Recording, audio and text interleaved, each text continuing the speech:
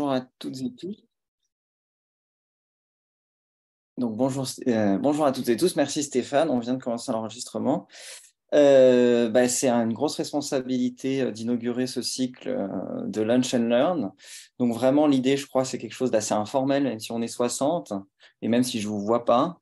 Donc, n'hésitez pas à couper, à poser des questions dans le chat, puisque si on arrive à faire un échange de compétences et pas une conférence linéaire et un peu monotone, ça ne sera que gagné et plus agréable pour tout le monde. Et puis, ceux qui sont en train de manger, bon appétit, parce que je pense qu'il y en a qui sont en train de manger.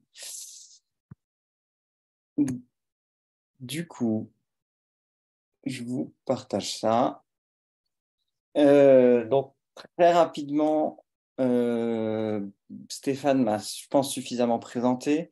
Donc, l'association Matérium peut-être un peu plus, parce que c'est vrai qu'on est une association un peu bizarre, dans le sens où moi, je suis architecte, et puis je ne construis plus beaucoup, même si ça m'arrive encore un petit peu, puisque j'ai décidé de rejoindre Matérium, qui est une association à but non lucratif, dont le but est vraiment de préserver les ressources naturelles.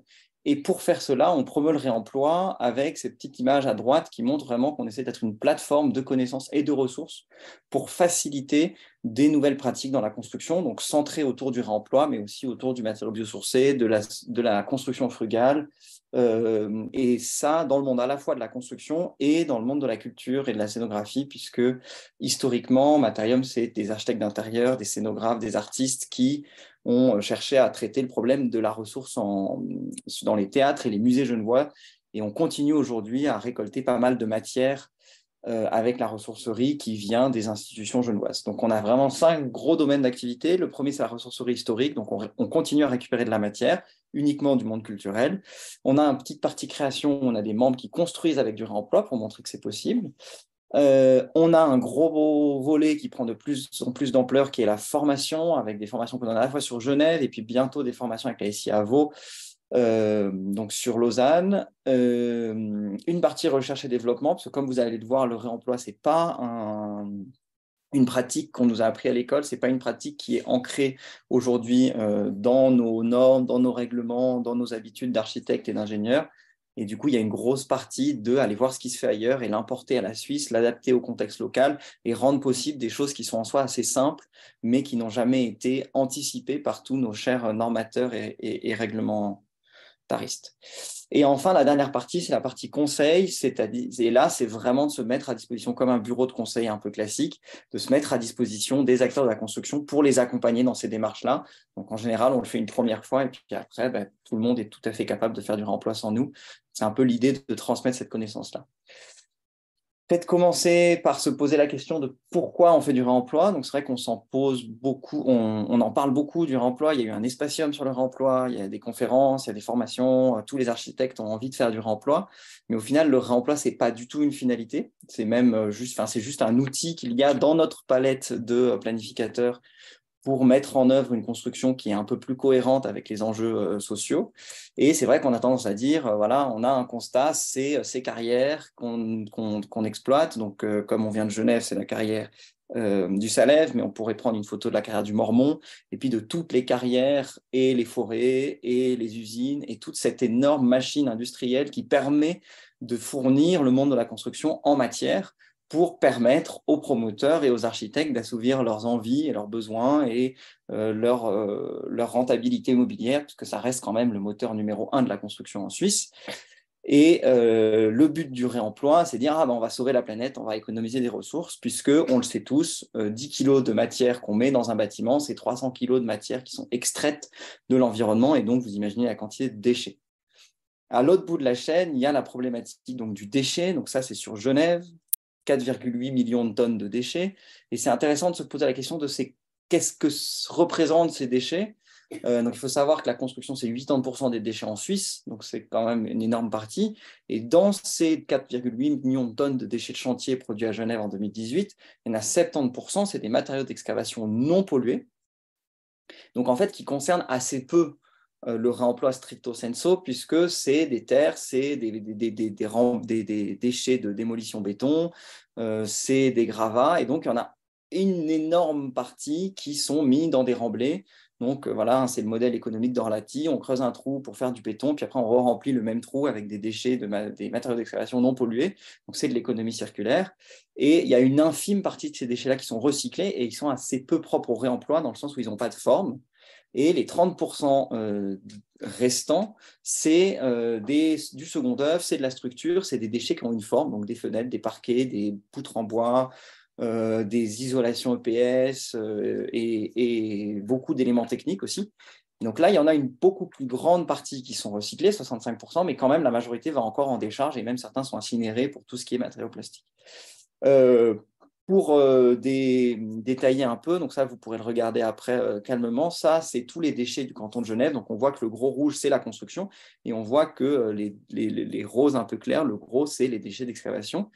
Et ça nous amène à notre premier constat, qui est qu'en fait, la majorité des déchets qu'on produit dans le monde de la construction, ils ne concernent pas la construction en elle-même, mais ils concernent la démarche de projet à l'échelle territoriale et à l'échelle programmatique, à savoir que ces déchets d'excavation, la majorité, c'est pour faire des parkings souterrains, puisque 2 tiers des excavations en Suisse sont pour faire des parkings souterrains. Et donc, si on supprime le parking souterrain au début du projet, donc à l'échelle réglementale, urbaine, territoriale, bah on supprime en fait, si on fait tout le calcul, 40% des déchets suisses, puisque 40% des déchets en Suisse, c'est pour faire des parkings souterrains. Et enfin, pour conclure cette petite introduction sur la notion de déchet, puisque c'est vrai on nous a comparé à une poubelle géante, à des récupérateurs, à une déchetterie, alors qu'en fait, la notion de déchet, qui heureusement en Suisse n'a pas de valeur juridique dans la construction comme il l'a en France, où tout d'un coup, il y a un bâtiment qui est mis à l'enquête démolition, acquiert un statut de déchet, donc il est difficile de le faire sortir. Donc, déchet, c'est vraiment quelque chose qui tombe en déchéance. Et on tombe en déchéance quand on n'a plus d'utilité. Donc, en fait, la problématique du déchet, elle n'est pas sur la matière, mais elle est vraiment sur la désirabilité et sur l'utilité du matériau. C'est juste que personne n'en veut, donc on le jette, on s'en débarrasse, alors qu'en fait, la seule chose qu'il faut changer, ce n'est pas la matière, c'est notre regard sur la matière et de voir comment on peut rendre désirables des choses qui aujourd'hui sont jetées par la majorité. Donc, la réalité du réemploi qu'on observe, en fait, elle est rarement tirée par une volonté écologique. Quand on regarde un peu, alors c'est vraiment en train de changer hein, cette année, donc il faut que j'actualise un peu cette présentation, mais encore aujourd'hui, la majorité des projets dans lesquels on fait du réemploi de manière un peu visible, c'est rarement une réalité écologique. Donc ça peut être une réalité iconique ou patrimoniale. Donc cet exemple à Marseille où il y a eu une dépense énergétique énorme pour préserver cette porte qui donne, on le voit, hein, à l'identité au futur bâtiment, avec cette pique un peu de se dire est-ce que les architectes du XXIe siècle ne sont plus capables de donner une identité, une esthétique à leur bâtiment, et donc ils sont obligés de préserver des bouts comme ça de l'ancien pour donner l'esthétique du futur bâtiment. On a un autre exemple beaucoup plus proche où on a construit un énorme bâtiment et on a préservé juste un petit bout de l'ancien, vraiment pour un rappel patrimonial. Une autre partie, c'est le réemploi artistique, donc on n'est pas très loin du premier. Donc ça, on a plein d'exemples, je pense qu'il n'y a pas besoin d'aller plus loin. Le troisième levier qui nous fait faire du réemploi aujourd'hui, c'est le réemploi social. Donc ça, c'est Promaison à Genève. Et donc, on a un cas en Suisse romande, on en a plusieurs en Suisse alémanique et on en a des centaines dans le reste de l'Europe où c'est vraiment le but de faire du réemploi pour de la réinsertion professionnelle. Et donc, la finalité de Promaison, ce n'est pas de faire du réemploi, c'est de réinsérer des gens dans le milieu professionnel. Et comme le réemploi est une pratique extrêmement instructive pour les artisans, puisqu'on va démonter des choses, donc on va apprendre comment ils sont faits, en fait, c'est un moyen de remettre de former des gens et de les réinsérer. Dernier aspect qui reste quand même en termes de tonnage le plus important, c'est le réemploi économique avec 3 exemples. Un exemple qui est très vieux, qui est la gare d'Arzier, où tout simplement, on était en train de faire une gare, on a voulu faire des poteaux, on a pris la matière qu'on avait sous la main et on a pris des traverses de chemin de fer pour délimiter la parcelle de la gare. Et puis, plus récemment, c'est un projet que nous, on a fait à Genève, où on avait un bâtiment qui avait été rénové il y a 10 ans, avec des très belles fenêtres bois à double vitrage, avec toute une charpente bois qui avait été montée dans les années 1880-1900 et puis qui allait être démolie. Et donc là, on a récupéré toute cette matière et il y a eu un vrai intérêt économique pour ces 2 chantiers qui ont repris les fenêtres et les poutres, puisque là, donc sur le cas des fenêtres, ils ont pu avoir des fenêtres double vitrage en bois massif intérieur-extérieur, donc d'une grande dimension, hein, pour 60 francs la fenêtre, sauf erreur. Et puis les poutres, ils ont eu 2 camions de poutres, donc 130 poutres pour 2000 francs. Donc là, il y a eu un vrai intérêt économique à réemployer cette matière-là.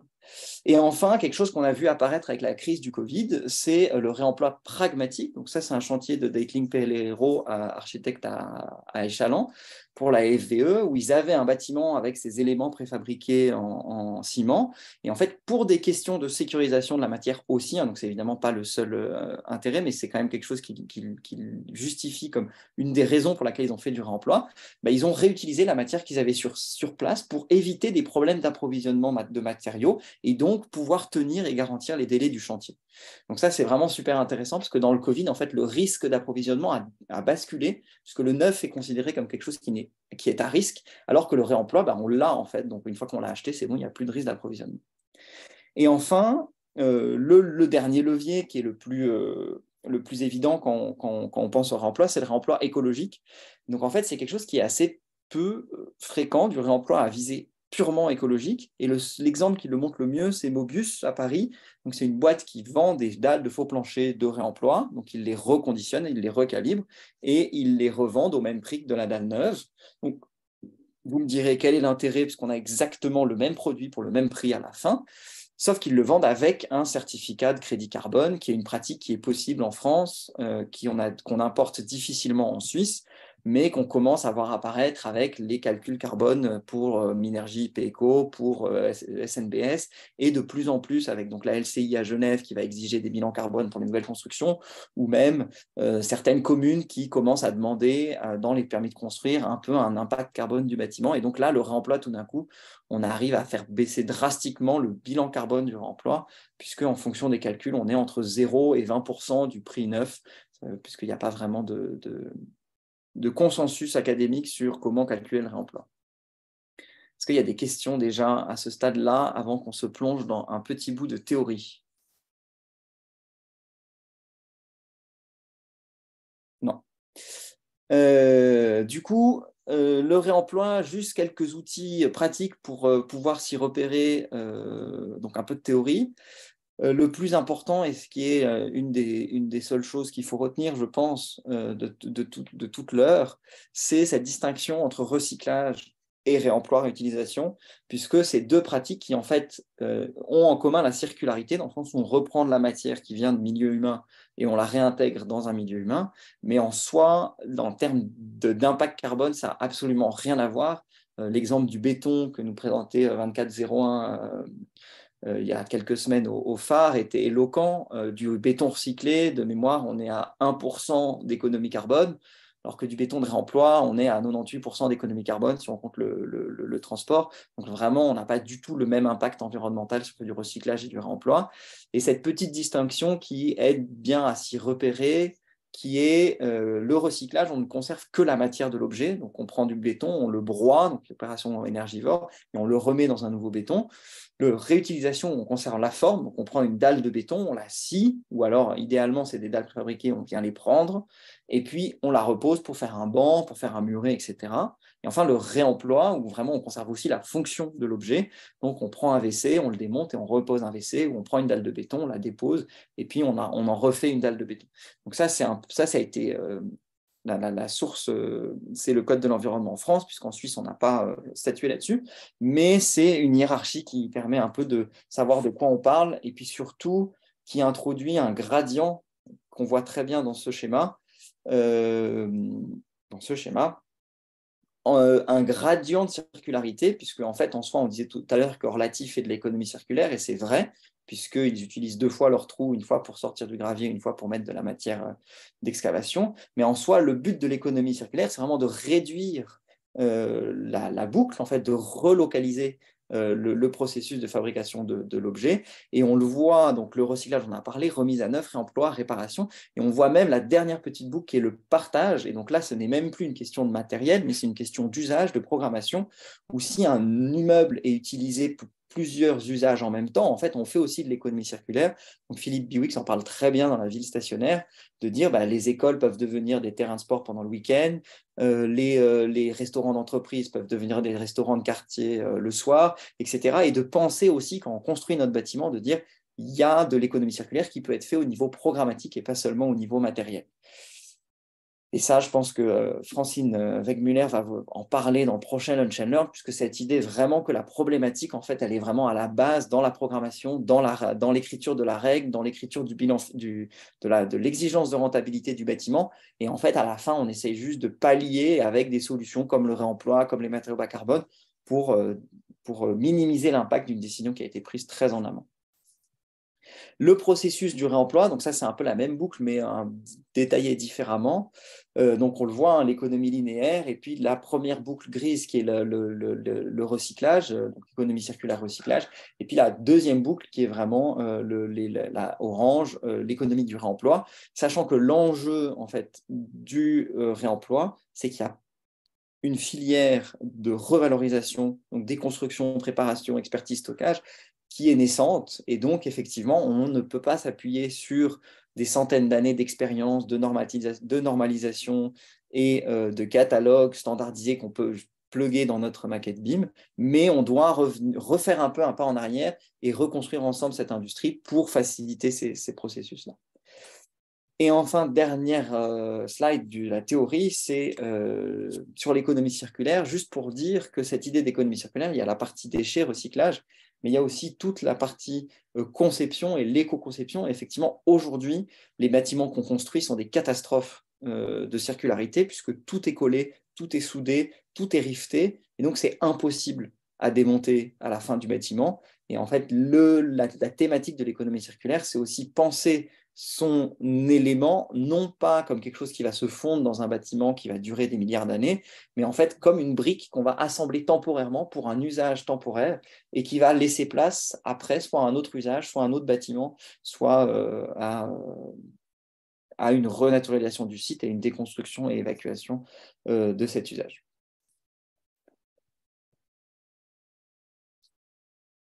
Je crois que vous n'avez pas le droit d'enlever votre micro, en fait. C'est pour ça que je n'ai pas de questions. Et vous pouvez poser des questions dans le chat si vous le voulez. Parce que c'est vraiment étonnant de parler tout seul dans le vide. Donc, toujours pas de questions. Ni dans le chat, ni ailleurs. Du coup, après cette petite théorie, juste regarder un peu qu'est-ce que c'est au final le réemploi, avec un exemple très concret. Donc c'est un chantier, donc là je vais vous présenter un chantier qu'on a fait à Genève, donc déconstruction d'un immeuble de logement pour laisser place à la future tour Pictet. Donc c'est un exemple qui est extrêmement intéressant parce que c'était un très très beau bâtiment. C'est extrêmement triste de le démolir, mais c'était un bâtiment des années 1900, donc qui avait des matériaux nobles et qui en plus avait été rénové très récemment, donc avait des matériaux aux normes. Donc qu'est-ce qu'on a fait concrètement pour mettre en place un processus de réemploi? Première étape, on a fait le diagnostic ressources, on a pris des photos, on a compté, on a quantifié, on a mesuré. Puis après, on a trouvé des gens qui étaient intéressés à les reprendre, donc on a déconstruit. Donc là, par exemple, on a 3 cas qu'on va suivre un peu: les carreaux de ciment, les fenêtres dont je vous ai déjà parlé, et les poutres. Donc on les a déconstruits. Donc évidemment, les poutres, c'est Orlati qui les a démolies, hein, les déposées, ce n'est pas nous. Ensuite, pour les carreaux de ciment, on les a reconditionnés puisque vous le voyez sur cette photo-là, il y a beaucoup de déchets de ciment, donc il faut les nettoyer pour les rendre adéquats à une repose. Puis, on les a stockés. Donc là, on a aussi fait des tuiles qui ont été déposées, qui sont parties sur un chantier en France. Et enfin, on les a reposées. Donc, j'ai malheureusement pas de photos des tuiles, mais par contre, on a les photos des poutres qui ont été reposées sur un chantier au-dessus de Morges. Donc, en soi, vous allez tous vous dire, mais en fait, c'est assez simple. Le réemploi, c'est un chantier classique. On prend des éléments, on regarde comment on peut les remettre en œuvre, etc. Et j'ai envie de vous dire, oui, c'est extrêmement simple, le réemploi, comme la construction, en fait. Peut-être l'étape qui n'est pas classique dans des projets de réemploi, c'est cette idée de révéler l'existant, de soulever le tapis et de transformer en fait et de changer le regard. C'est ce que je disais tout à l'heure. Un bâtiment qui est considéré comme un déchet qu'il faut évacuer pour faire place à un nouveau projet, comme une source de ressources. Donc ça, c'est l'inventaire qu'on a fait pour ce bâtiment-là, où on a vraiment identifié des potentiels, on les a quantifiés, on les a mesurés, et puis on les a transformés. Donc c'est vraiment une transformation, la transformation difficile, elle est vraiment théorique, elle est vraiment intellectuelle. C'est juste de se dire, ce que j'ai, ce n'est pas un espace qui me gêne, ce n'est pas une agglomération de choses qui me gênent, mais c'est une accumulation d'éléments qui peuvent devenir des projets en soi. Et donc, c'est ça, en fait, le pas le plus dur. Et souvent, on a le cas où, sur des bureaux, sur des prestations de conseil, où les architectes nous appellent en disant ouais, on aimerait faire du réemploi parce que la mairie, parce que la commune, parce que le canton nous a demandé quand même d'avoir un bilan carbone pas trop mauvais. On leur dit bah, super, remettons en œuvre du réemploi de votre ancien bâtiment. Ils disent ah, non, non, surtout pas, nous, on veut juste valoriser l'existant, mais on ne veut rien reprendre. Et puis on fait l'inventaire, et en fait, la moitié de l'inventaire, ils le reprennent parce qu'on a transformé de la matière non visible en un élément préhensible qu'on peut intégrer dans un bureau, dans un projet d'architecture, parce qu'on sait en quoi il est fait, on sait quelle dimension il a, et puis bah, typiquement sur les fenêtres, on connaît le U, on connaît le fabricant, on a essayé de retrouver les certificats de fabrication, etc. Il y a une question sur les coûts. Alors oui, les coûts du réemploi ont été clairement identifiés. Pictet a payé en tout et pour tout une prestation de 10 000 francs. Il nous a payé 10 000 francs, ils en ont récupéré 2 500 francs en bénéfice.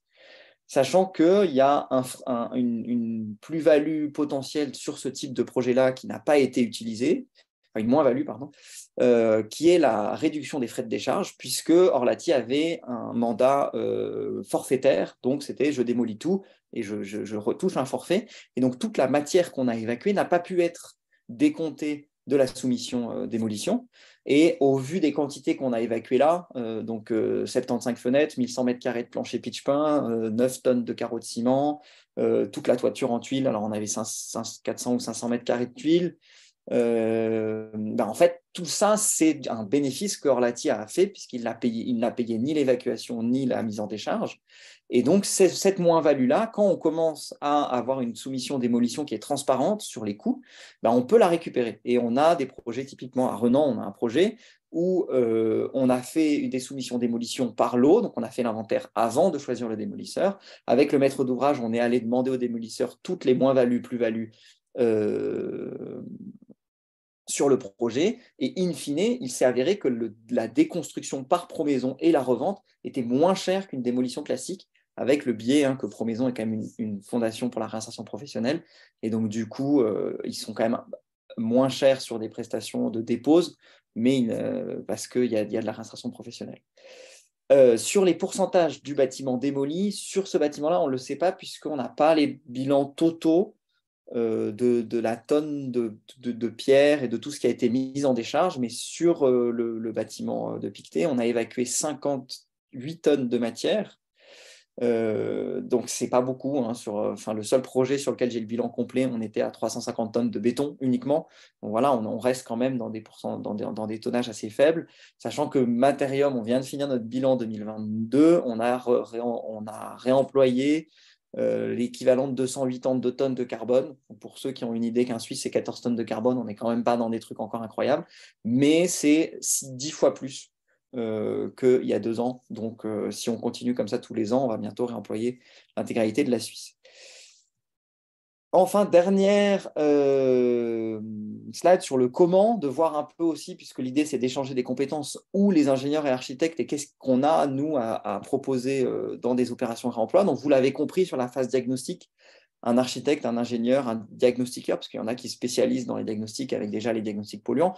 On a absolument toutes les compétences pour faire cette étape de valorisation. Donc ça, c'est une prestation intellectuelle qu'il faut valoriser auprès du maître d'ouvrage. Sur le canton de Genève, il y a une formation CEBAT qui permet que le maître d'ouvrage se fasse rembourser cette prestation par les services industriels genevois, le programme ECO 21. Donc ça, c'est une prestation qui est en train qui a été protocolée à Genève, qu'on espère voir protocolée dans la SIA prochainement, et qui est une plus-value de nos métiers d'architecte et d'ingénieur qu'on peut proposer aux maîtres d'ouvrage Donc, c'est quelque chose que les architectes qui font de la rénovation ou du patrimoine font déjà et de manière bien plus qualitative que nous, hein, puisqu'on a, sur la thématique réemploi, on est encore en expérimentation, mais on le voit, les diagnostics patrimoniaux, les diagnostics polluants, les diagnostics énergie, c'est toute une palette d'outils qui nous permet d'avoir un projet qui est mieux informé par la suite. Sur la partie déconstruction, il y a vraiment une nécessité de la part des maîtres d'ouvrage et des entreprises de se réapproprier la déconstruction, qui est un milieu extrêmement opaque, donc de faire ressortir des soumissions démolition les coûts réels d'une démolition pour pouvoir avoir des leviers de moins-value, plus-value vis-à-vis du démolisseur, de dire, ben non, là, en fait, les 10 cuisines, elles ont été récupérées par le chantier d'à côté, donc vous n'allez pas me faire payer l'évacuation de ces cuisines. Après, il y a toute la partie préparation, expertise, stockage, donc là, c'est plutôt les industries, les artisans, les assurances, les fournisseurs qui doivent se réorienter pour produire ça.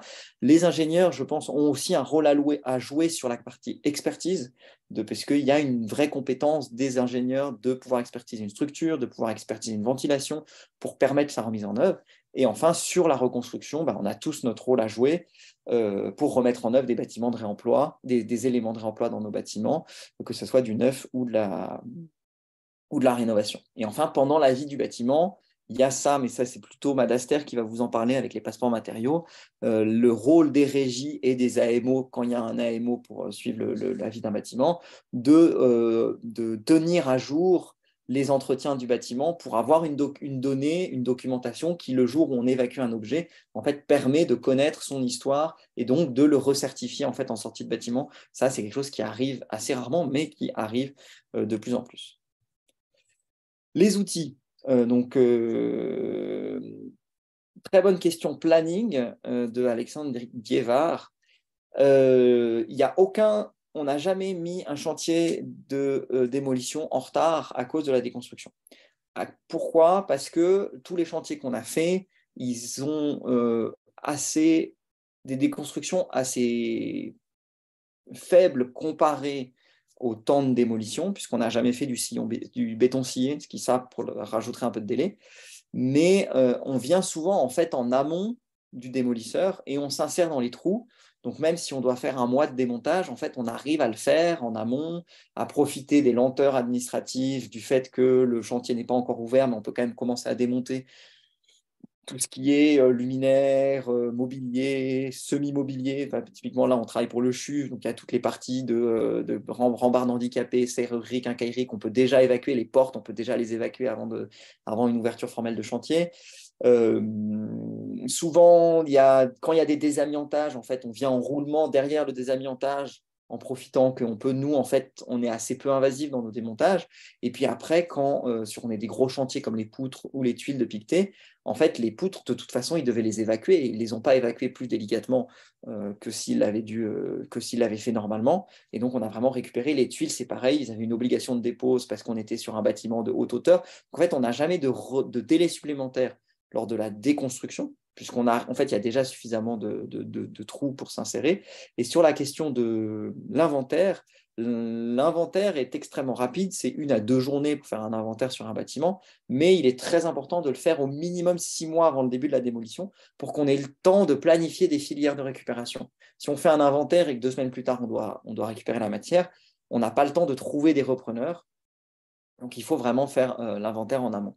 Donc, ça, c'est super parce que c'est un peu la partie suivante sur quand est-ce qu'on fait quoi avec les phases SIA, donc, que vous connaissez tous très bien, et les phases de réemploi à droite. Donc, le diagnostic, le plus tôt, c'est le mieux. On peut même faire un diagnostic en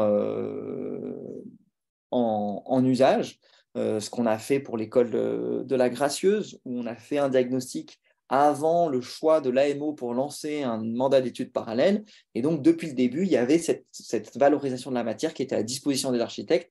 Et d'ailleurs, c'est un bureau qui vraiment a mis en avant le réemploi qui a gagné le projet. Donc, on se réjouit de voir comment ils vont utiliser ce diagnostic. Ils ont fait, eux, un diagnostic complémentaire à leur sauce. Et puis, de voir comment ils vont faire un projet assez ambitieux. Et puis après, toutes les phases techniques, collecte, préparation, stockage, vraiment pendant les phases études du projet, appel d'offres, réalisation. Et puis la MOE, plutôt sur la réalisation. Donc, on va détailler tout ça. Sur la phase 1, vraiment se poser la question qu'est-ce qu'on veut, puisque souvent on vient nous voir avec un flou artistique complet, on veut faire du réemploi. Pourquoi, comment, avec quelles ambitions? Est-ce que c'est un réemploi écologique? Est-ce que c'est un réemploi pour faire moins de déchets parce qu'en fait on a une taxe en déchets qui est énorme? Est-ce que c'est pour atteindre un label? Est-ce que c'est pour gagner de l'argent? Toutes ces questions-là qu'on a posées tout à l'heure. Et puis sur la question du sourcing, donc pour mettre du réemploi dans votre projet, commencer à explorer à la phase besoin quelles sont les matières qui pourraient être disponibles à proximité, donc les filières, mais aussi les chantiers de démolition qui vont avoir lieu dans les environs. Et donc ça, c'est important de le faire très tôt.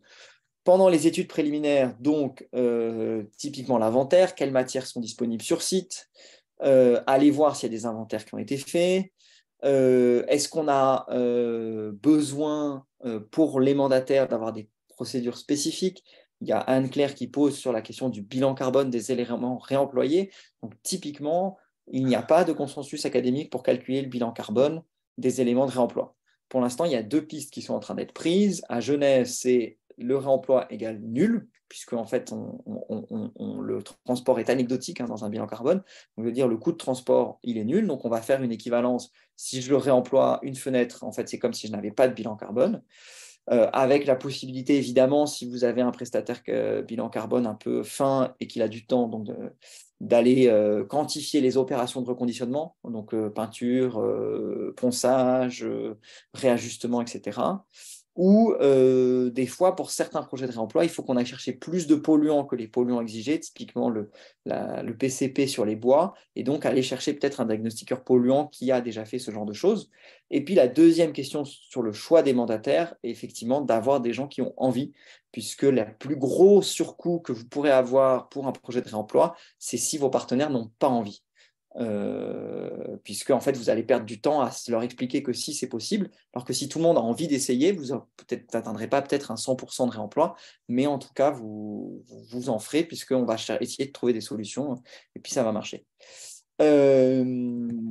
On continue, donc la phase 3, donc là il y a une étape qui est un livrable qui est important aussi de valoriser auprès du maître d'ouvrage puisque c'est un document qui va pouvoir aider d'autres personnes, donc c'est vraiment l'inventaire dont on a parlé tout à l'heure, et puis pendant le projet de faire le plan d'action à la fois de la déconstruction et de la reconstruction, donc qui est vraiment un document qui est comme une faisabilité en urbanisme ou en architecture, qui dit voilà toutes les potentialités qu'on a avec la matière existante, toutes les opportunités de projet, on a un site sur place, on a un planning qui est tel, on a des sous, enfin, vraiment faire un état des lieux des opportunités et des contraintes, et puis vraiment de faire un plan d'action réemploi avec des objectifs chiffrés pour la remise en œuvre, de dire on va essayer de mettre 80% des portes du nouveau projet en réemploi, on va essayer de mettre 50% des parquets en réemploi, et donc du coup ça peut guider et ça peut permettre de concentrer l'énergie de tous les mandataires vers ce but-là,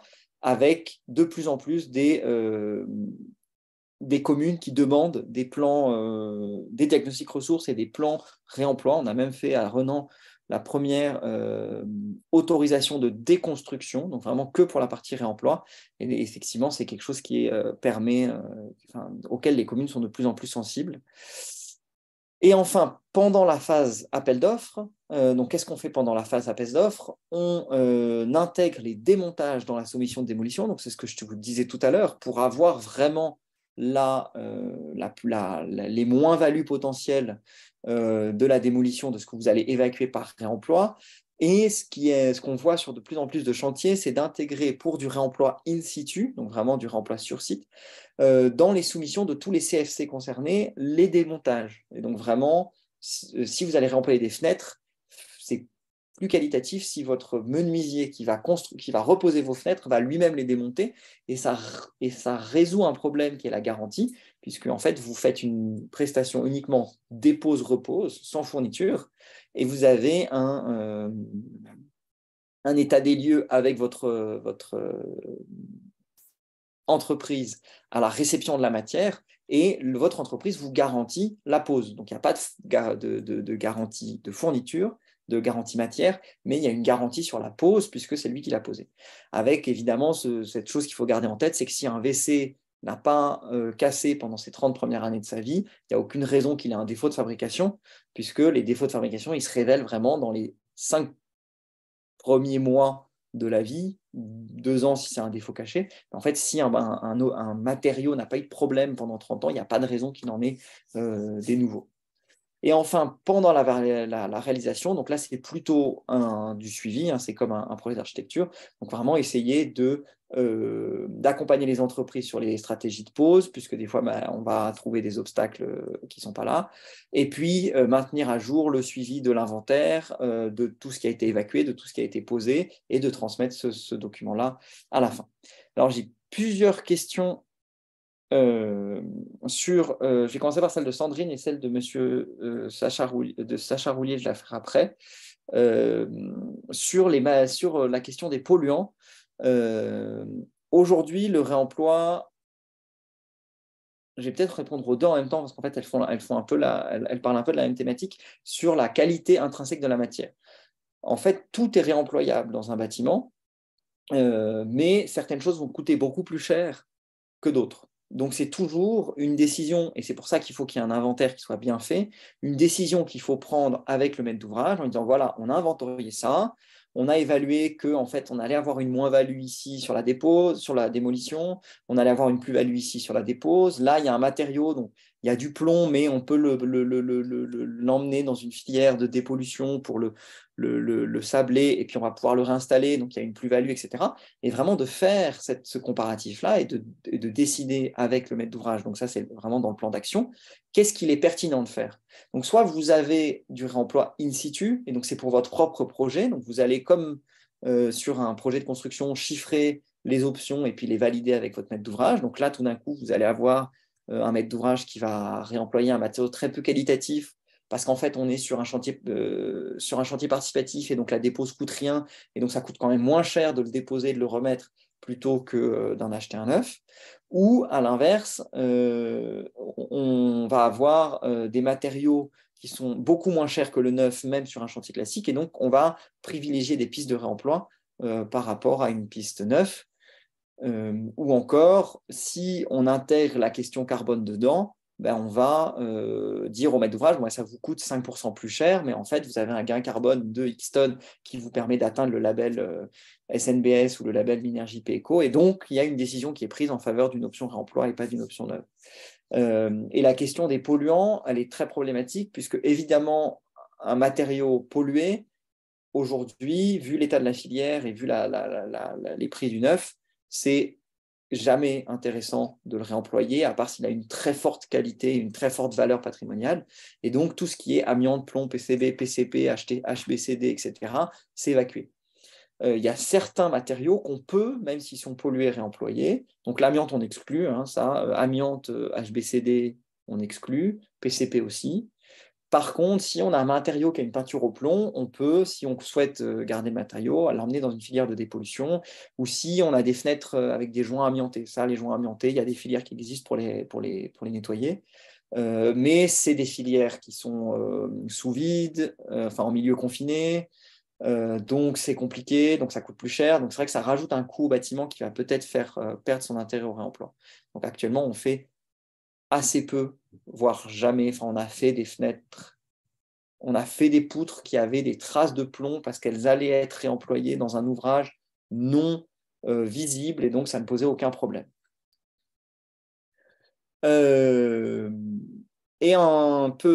pour résumer tout ça, la boucle de toutes les prestations qui se passent quand on fait du remploi, donc c'est un peu le même schéma que tout à l'heure mais différemment, avec en rouge foncé les livrables, donc vraiment les éléments de production. Donc c'est un schéma qu'on a fait dans le cadre de la formation qu'on donne pour la solution réemploi des SIG Co21. En fait, il explique bien et surtout il explique aussi la dimension de parties de prestations qui sont liées à la matière, donc qui est le cercle rouge, démontage, reconditionnement, certification, valorisation, où là, ça va vraiment plutôt être des entreprises et éventuellement un accompagnement à la mise en œuvre pour apporter de la connaissance. Et ce qui nous concerne, nous, ingénieurs et architectes, c'est plutôt la partie verte, où il y a cette phase de valorisation, donc inventaire et emploi diagnostic projet, cette phase de plan d'action au moment de la déconstruction. Et c'est vrai que Il y a certains projets où on ne voit pas l'architecte sur le chantier de démolition. Et c'est, je trouve, extrêmement problématique un bureau d'architecture qui décide avec un maître d'ouvrage de démolir un bâtiment et qui n'est pas présent pour suivre et pour accompagner en fait ce début du chantier, puisque un bâtiment ne commence pas sur une plateforme vide, il commence dans un site qu'il faut comprendre, qu'il faut valoriser, qu'il faut cultiver et ménager le mieux possible. Et puis après, tout en haut en bleu, c'est la partie sourcing approvisionnement. Donc ça, c'est une prestation qui aujourd'hui est faite par les bureaux d'architecture ou les bureaux comme Materium, mais qui à terme, on espère, ne sera plus nécessaire puisqu'elle est là pour pallier à l'absence de filière industrielle structurée. Donc typiquement, si vous voulez des WC de réemploi, vous n'avez pas besoin de faire de sourcing, vous allez voir Promaison, vous lui achetez des WC, ça coûte 8 € le WC, et vous les mettez, et puis vous n'avez aucune différence par rapport à un projet classique. Sauf que vous avez choisi un prestataire qui se fournit en remploi. Mobius, c'est pareil, ils ont une filière de dalles de faux plancher technique, vous n'avez pas besoin de faire du sourcing. Par contre, si vous avez envie d'avoir aujourd'hui une ventilation double flux en réemploi, il n'y a pas d'industriel qui fournit et qui reconditionne des ventilations double flux en réemploi. Du coup, là, il va y avoir une prestation supplémentaire de sourcing et d'approvisionnement. Je prends la question de Clément Blum avant de passer un peu aux inspirations. Sur la question prestation honoraire. Alors, vous l'avez compris, le réemploi, c'est surtout des prestations intellectuelles en plus, qui sont faites soit par les architectes, soit par les ingénieurs, soit par un bureau externe, comme c'est le cas de Materium. Et l'ampleur des prestations supplémentaires, ça dépend vraiment de l'ambition du maître d'ouvrage et de l'anticipation. Clairement, si vous n'anticipez pas et que vous voulez faire du réemploi 2 mois avant le début de la phase projet, tous les mandataires vont devoir recalculer leur projet avec d'autres éléments, avec d'autres variantes, avec d'autres matériaux, donc ça va vous coûter extrêmement cher. Si vous intégrez votre réemploi avec des mandataires qui ont envie de le faire, ça va vous coûter exactement le même prix qu'un projet neuf. Et il y a un projet d'inspiration de Bao Bureau Institute où ils ont documenté tout ça et ils le prouvent que le réemploi, ça ne coûte pas plus cher. Mais vous l'avez compris, à la condition qu'on anticipe, donc qu'on ne se dise pas on va faire un projet neuf et on va le passer en remploi. C'est un peu comme dire on fait un projet en béton et puis finalement, en fait, 2 mois avant le début du chantier, on décide de le faire en bois parce qu'on pense que c'est plus vertueux en carbone. C'est débile puisque le projet n'a pas été conçu avec un système constructif qui lui convient. Il n'a pas été construit avec un système constructif avec lequel il a été conçu. Donc le réemploi, c'est pareil, ça va être d'autres manières de penser. Et ça dépend aussi si on veut faire tout un projet en réemploi comme HAL 118 ou si on commence petit et on se dit bon, on va faire un parquet de réemploi. Typiquement, le parquet, le faux plancher, le parquet, le faux plancher technique, les luminaires. Alors, les luminaires, il y a une question technique, donc on va peut-être les oublier, on reviendra après. Les sanitaires. En fait, ça coûte absolument plus cher à personne puisqu'un parquet de réemploi, c'est un parquet. Donc ça se pose de la même manière, ça se calcule de la même manière et puis ça se dessine de la même manière qu'un projet neuf. Et puis, pareil, sur de la structure acier, vous allez faire un calcul en prenant des tabelles qui sont peut-être un peu plus sérieuses, puisque ça, c'est typiquement un peu plus contraignante, puisque ça, c'est le cas de Bao Bureau In Situ, où on a où ils ont fait toute une structure métal en remploi, mais je vais montrer le projet.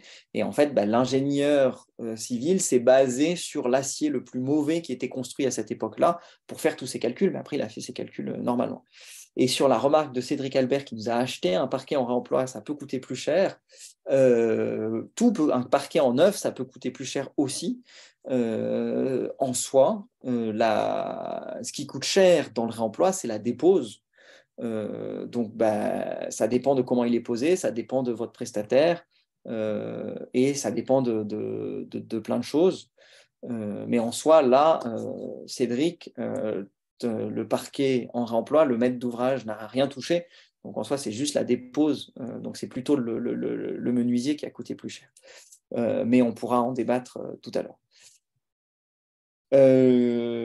Quelques exemples suisses et pas suisses. Je me permets, comme on a commencé 13 minutes en retard, de pousser un peu. De toute façon, je sais que dans un Zoom, les gens se sentent plus libres d'entrer et de sortir. Donc voilà, mais moi, je reste disponible après aussi pour des questions. un exemple à Bruxelles, donc super bâtiment structure métal, ils ont démonté l'ensemble et puis ils l'ont remonté, voilà, il n'y a presque pas plus à dire. Un autre qui est un peu plus sur le réemploi artistique, qui est cette maison de Super U Studio en Hollande. Donc là, vous voyez les différents éléments qui sont sourcés, donc il y en a qui viennent du bâtiment, en bas à gauche, donc c'est des profilés structurels pour des serres, d'autres qui viennent de l'industrie en haut à droite, d'autres qui viennent plutôt du mobilier, donc c'est les latages de ces rouleaux de câbles, et puis ils ont fait une maison donc qui ressemble à ça depuis l'extérieur et qui ressemble à ça depuis l'intérieur. Désolé, un peu vite. Et on voit, hein, le mobilier a été fait en panneaux de publicité, avec l'exemple à droite qui sont les meubles de la cuisine, où il y a en fait des panneaux moches, entre guillemets, puisqu'il y avait déjà des imprimés dessus, qui ont été utilisés pour toutes les parties non visibles de la cuisine. Et puis à la fin, on a un fini qui est absolument identique à un fini neuf. Le projet le plus emblématique d'Europe, pourquoi le plus emblématique? Parce que c'est Baubureau In Situ qui a reçu un mandat de Abendroth pour faire un projet en réemploi. Et au début, ils se sont dit, OK, on va faire un projet en emploi, mais ça ne doit pas être plus cher que du neuf. Et donc, ils ont fixé un cube SIA, un prix au cube SIA au début du projet, en se prenant la moyenne des constructions à Winterthur. Et ils ont fini par faire ce projet avec une plus-value de 1% par rapport au budget prévu. Et je défie, des projets de construction neuve qui restent dans les 1% du budget, c'est extrêmement rare. Donc, je pense que ce projet à lui seul nous montre que le réemploi, ça ne coûte pas plus cher que le neuf. La petite subtilité en termes de prix, c'est le flux de l'argent, puisque Baubureau In Situ a eu plus de prestations qu'un bureau d'architecture classique, puisqu'en fait, ils ont fait toute une série de prestations de sourcing pour trouver la matière. Et ces prestations de sourcing, comment elles ont été financées? Elles ont été financées par la fourniture des matériaux. Donc, au lieu d'acheter leur façade métallique, je dis un chiffre absurde, 100 francs le mètre carré dans un fournisseur de neuf, en fait, ils ont payé 70 francs le mètre carré pour déposer, transporter et stocker la structure. Et ils ont pris 30 francs le mètre carré pour eux, parce qu'ils ont fait tout ce travail de trouver une structure, de coordonner les différentes étapes, etc. Donc, c'est vraiment une autre manière de gérer les flux financiers dans un projet qui peut être un peu perturbant pour le maître d'ouvrage, puisque là, Abendroth a mis sur la table 500 000 francs en phase avant-projet pour permettre à Baubureau In Situ d'acheter de la matière, sans savoir vraiment comment ils allaient la mettre, mais ils ont fait confiance à leur architecte pour dire on achète cette matière-là, on la stocke, et puis après on pourra la construire. Donc typiquement, dans ce projet-là, la structure métallique, elle est entièrement en acier de réemploi, d'où le porte-à-faux, puisque ça coûtait plus cher de la recouper que de la garder carrée et de faire un porte-à-faux. Donc le maître d'ouvrage était content, il a gagné des mètres carrés. De la tôle métallique qu'ils ont démontée. Et alors là, ils ont eu un coup de chance parce que c'était la bonne couleur. Ils n'ont même pas eu besoin de la repeindre. Des fenêtres qu'ils ont récupérées. Donc à la fois sur des stocks, sur des invendus de menuiserie et sur des fenêtres de réemploi. Et donc qu'ils ont stocké et qu'ils ont réinstallé. Des dalles de façade qu'ils ont prélevées sur un immeuble de bureau et qu'ils ont réinstallées.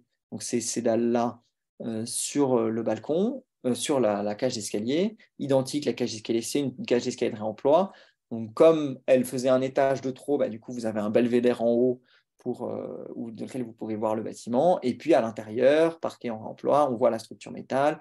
On voit ici, dans les sanitaires, ils ont repris le même marbre, enfin, la même pierre que sur le balcon, les cuisines de réemploi. Et puis, sauf erreur, c'est celle-ci, ils ont dû mettre 2 ou 3% de matériaux neufs parce qu'ils avaient des briques silico-calcaires pour la cage d'ascenseur pour des questions feu. En général, c'est la question feu qui va être le dernier obstacle au réemploi, mais sur tout ce qui n'est pas concerné par le feu, en fait, il n'y a pas de souci. Voilà. Et puis la carte un peu de sourcing de tous ces matériaux-là pour la HAL 118. Ça, c'est un projet qui a été documenté par In Situ. Ils ont sorti un livre où ils détaillent, je crois qu'il est sorti en anglais fin de l'année 2022. Et il est disponible en allemand, ça c'est sûr. Et il y a tout le détail de tous les coûts de construction par poste, par CFC, toutes les filières, etc. Donc c'est vraiment une bible pour allez voir comment ça se passe, un projet de réemploi. C'est vraiment le projet le mieux documenté en Suisse. Et en plus, on a de la chance, c'est en Suisse. Donc, même si Winterthur, ce n'est pas exactement la même industrie de la construction qu'en Romandie, on n'est quand même pas très éloigné. Un autre projet, donc ça, c'est plutôt des projets d'inspiration. N'hésitez pas à déjà poser plein de questions et m'interrompre, puisque là, c'est vraiment plein de projets pour vous montrer des choses qui se sont faites. Ce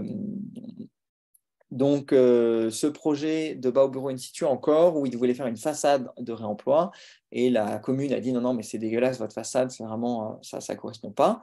Donc, ils ont trouvé ce subterfuge de faire des modules en fait préfabriqués en usine, donc qui permet aussi de baisser le coût de la construction, puisqu'on a des châssis bois remplis de laine d'isolant de réemploi, et donc on peut facilement adapter toutes les fenêtres.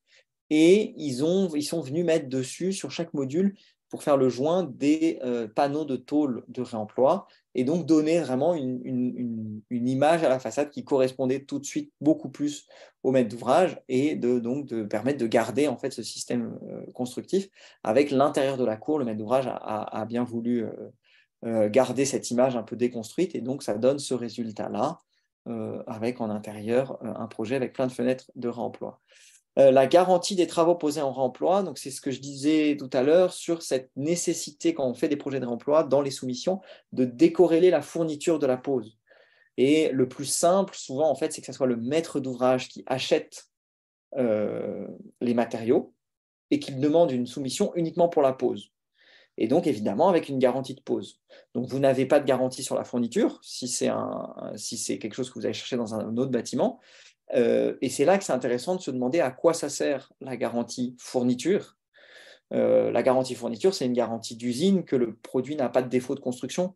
Et donc, évidemment, un objet qui a été utilisé pendant 30 ans n'a pas de défaut de construction puisqu'il a été utilisé pendant 30 ans. Et après, il y a aussi, évidemment, quand vous recevez la matière, une expertise à faire, un état des lieux de la matière, et puis après, vous la donnez à votre entreprise pour la mise en œuvre avec une garantie de pose. Ça peut aussi se faire aussi où vous demandez à vos entreprises une fourniture en réemploi en spécifiant bien qu'il y a une garantie pose, mais il n'y a pas de garantie fourniture. Et puis enfin, l'autre option, c'est que souvent quand même la fourniture de matière de réemploi est moins chère que la fourniture de matière neuve, et donc d'en prendre un petit pourcentage en plus que vous stockez sur le chantier, sur le projet, et donc qui permet, donc typiquement vous achetez 100 sanitaires, vous en prenez 2 ou 3 de plus que vous stockez à la cave, et qui permet, si malgré toutes les précautions, il y a un sanitaire qui a cassé pendant le transport et donc que la garantie de pose ne joue pas, vous en avez un en fait de rap. Mais c'est vrai que cette question du réemploi qui nous amène assez vite à la question de la garantie nous mène en fait à demander au maître d'ouvrage mais pourquoi vous voulez une garantie, puisque en fait la question assurantielle est quand même en train de changer complètement vis-à-vis du risque climatique. Il y a quand même de plus en plus de bâtiments qui ne sont plus assurés. Typiquement, Notre-Dame de Paris, elle n'était pas assurée. C'est son maître d'ouvrage, l'État français, qui paye les travaux de réparation. Et en fait, on discutait avec un assureur du bâtiment en France qui disait c'est de plus en plus le cas. Les assureurs, on est super flippés parce qu'on ne peut plus appliquer notre modèle de rigidité de garantie qui est fourni par l'industrie avec un coût social, écologique qui est énorme pour fournir ce niveau de garantie, parce qu'en fait, on est complètement dépassé par l'ampleur des problématiques et donc on est en train de réfléchir à d'autres modèles assurantiels pour pouvoir avoir la même garantie d'usage, puisqu'au final, la seule chose qui nous intéresse, c'est la garantie d'usage, et plus la même garantie un peu hyper complexe du zéro défaut, puisqu'en fait, on ne peut plus se permettre de faire ça. Et après, il y a aussi quelque chose qui est très ancré dans notre société, c'est que typiquement le sanitaire, hein, c'est un peu l'exemple avec lequel je reviens tout le temps, mais un WC de réemploi, nous, on en démonte des dizaines, c'est toujours du WC la Ofen suspendu, le même qu'on pose aujourd'hui dans les bâtiments. On a un prix de pose qui est fixe avec promaison, ça coûte 8,30 francs du sanitaire neuf, on est moins cher, du sanitaire de remploi, on est moins cher que du sanitaire neuf, la pose c'est exactement la même, l'impact écologique il est incroyable, mais aucun maître d'ouvrage pour l'instant de Matérium n'a voulu mettre du sanitaire de remploi parce qu'on a cette préconception comme quoi c'est du vieux, c'est du sale, on ne va quand même pas aller aux toilettes dans un sanitaire qui a déjà été utilisé, alors que personne, je pense, dans cette salle, si on peut dire, n'a demandé à faire changer le WC quand il prenait un nouveau logement en location. Donc c'est vraiment là un blocage qui est uniquement psychologique sur l'exemple du WC. Et c'est souvent, en fait, le temps que nous, on passe à Matérium, c'est souvent aller déconstruire des blocages psychologiques, puisque, en fait, la mise en œuvre, elle est quand même assez... Ça reste de la construction, quoi. Autre exemple sur des choses un peu plus lourdes, c'est, je pense que vous l'avez déjà vu passer, c'est une phase qui fait beaucoup de sol en béton de réemploi. Donc, ils récupèrent les bétons sciés, principalement avec Orlati, encore une fois, sur les chantiers. Ils se font livrer les dalles de béton scié gratuitement, puisque du coup, Orlati ne paye pas la mise en décharge. Et puis, elles arrangent comme ça un dallage en béton de réemploi qui a exactement les mêmes capacités structurelles qu'un béton neuf. Vraiment, ils ont fait le calcul avec leur ingénieur structure et qui a évidemment un coût carbone rien à voir puisque le béton, c'est quand même extrêmement polluant. Un autre exemple de béton scié qui est plus expérimental mais qui montre aussi que structurellement ça marche, c'est Corentin Fivet à l'EPFL. Donc ils ont fait cette plateforme en béton de réemploi qu'ils ont installée en vallée. Donc vous pouvez aller la visiter le temps des travaux de réfection de la passerelle. Elle est installée à monter en vallée. Et puis, enfin, pour finir, des petits exemples sur la construction réversible. Donc, Tamedia à Zurich, donc ce n'est pas un bâtiment réemploi, c'est un bâtiment neuf, mais qui sera facilement déconstructible puisqu'il n'y a que des assemblages sans colle ni vis. Et l'hôtel de ville de Brummen en Pays-Bas, où c'est un hôtel de ville temporaire, donc ils ont dû faire un bâtiment entièrement démontable, donc ils ont fait des passeports matériaux, ils ont fait des assemblages qui étaient facilement défaisables, et donc on va pouvoir facilement réemployer la matière. Donc ça c'est un peu tout ce qu'on a déjà dit, quelques ressources. Donc, il y a plusieurs études sur le remploi que je vais vous citer juste après. Il y a une fêtière qui a été créée en septembre 2020, qui est un espace où on échange des projets, des bonnes pratiques. On va faire pression, on va participer au groupe de travail à la SIA, au Parlement pour essayer de faire évoluer aussi les normes et les pratiques.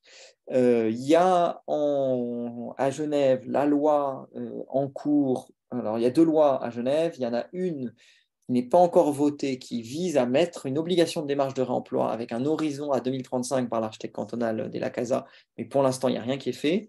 Et il y a la loi qui a été votée de révision de la LCI sur la réduction de l'énergie et de l'empreinte carbone des bâtiments, où là, ils sont en train de réfléchir à comment mettre en place le règlement d'application, typiquement pour calculer les bilans carbone du réemploi, avec pour l'instant la piste du réemploi égale 0% de bilan carbone.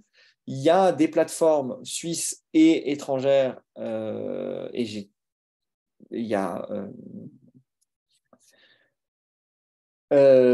comment elle s'appelle, Use Again, qu'il faut impérativement que je mette ici, qui est une plateforme qui est toute récente puisqu'elle a ouvert en janvier 2022, ça fait déjà 1 an, mais Use Again vraiment qui a pour objectif de centraliser toutes les plateformes de réemploi.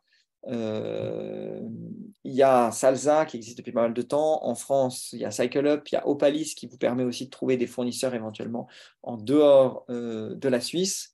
Et puis après, voilà quelques liens qu'on pourra mettre dans le descriptif de la conférence pour aller plus loin. Et quelques livres pour aller plus loin, dont le livre de Opero Institut sur AL 118, et puis cette très bonne étude du Smart Living Lab de l'EPFL, qui vous donne plein d'exemples à la fois de déconstruction sélective et de construction réversible. Et enfin, pour ceux qui veulent aller plus loin et pouvoir faire toutes ces prestations dont on a parlé, il y a une formation de la SI à Vaud qui a été planifiée, dont je n'ai pas les dates en tête, mais Marie-Sabine pourra faire un petit commentaire là-dessus. Donc vous pouvez vous inscrire, c'est sur 2 journées avec 4 modules que vous pouvez prendre indépendamment, mais aussi, et c'est conseillé, les 4 modules. Donc 2 journées de formation sur le réemploi pour un peu voir tout ça. Voilà, moi j'ai fini. Il est 13h.